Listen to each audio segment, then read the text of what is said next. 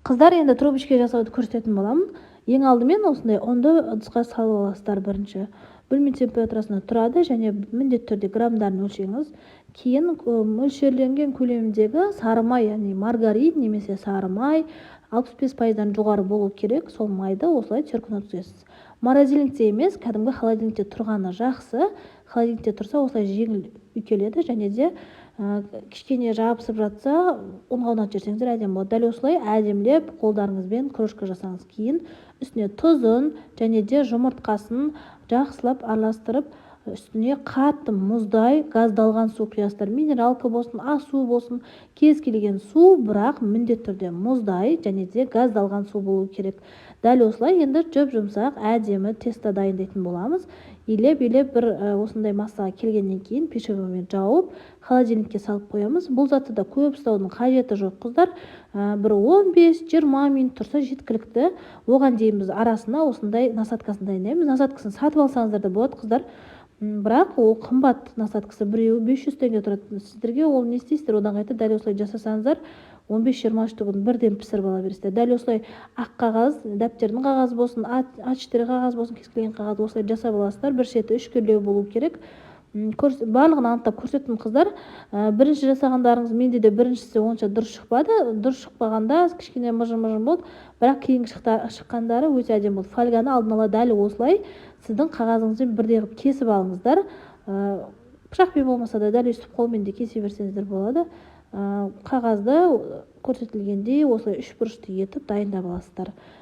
Жасалуы өте оңай, қыздар. Ешқандай бұған насадка алып артық ақша құртудың қажеті жоқ. Үйіңізде ол насадканы 4-еуін алсаңыз өте қымбат бағаға түсесіз. Ол 4-еуін қашанғы дайындап отырасыз, одан қайта осыдан 13 штук 15 штук жасап қойсаңыздар, дәл видеода анық көрсетілгендей істесеңіздер, оп-оңай заты сіздердің үйлеріңізде тұра береді. Бұл бір рет қолданбайсыз, бір көп қолданғанға беймарал жетеді. Және де біздің тесто өте жақсы песочный әдемі тесто болғандықтан, әрі слоеный тесто болғандықтан ешқандай да жабыспайды да бұған.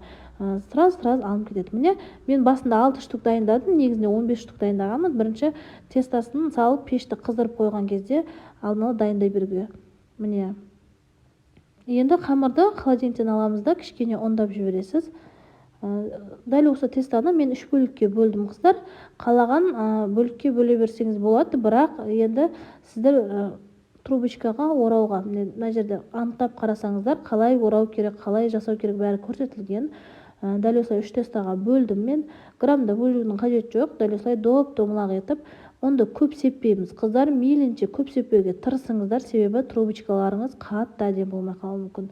Дәл осылай қатты жуан болмау керек. Жіңішке етіп, пышақпен немесе кесетін резкаңыз болса кесіп шығасыздар да.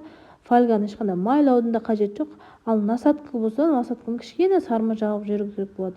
Кейін, қыздар, осы ораған кезде мұқият болыңыздар. Қамыр мен қамырдың бір-бірінің үстіне түйісу керек. Бірдей қылып жанба-жан мына жерде мен біріншісін дұрыс жасамағанмын, қараңыздар, негізі қамыр мен қамыр бір-біріне киіліп оралуы керек. Сонда сіздердің трубочкаларыңыз піскеннен кейін, шығарғаннан кейін арасы ашылып, былай ирелек болып кетпейді. Түсіндіре алдым деп ойлаймын, қыздар, осылай орап шыға бересіздер.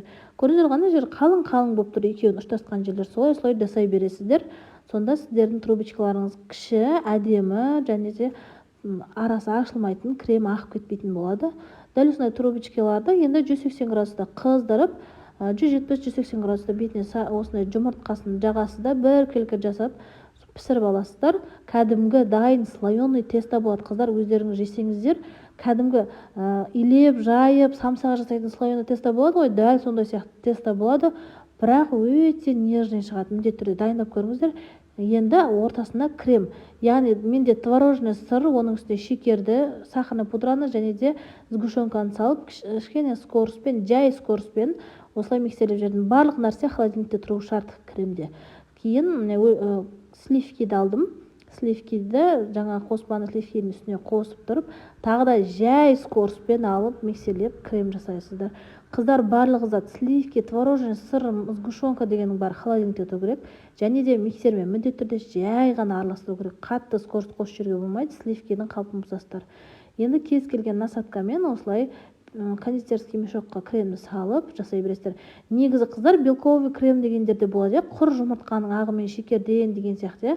Сондайлармен де арасына крем жасай беруге болады, бірақ осы креммен жасасаңыздар өте керемет болады қыздар. Міндетті түрде жасап көріңіз. Емсе кәдімгі крем чиз болады ғой, кәдімгі сливки және де сахарный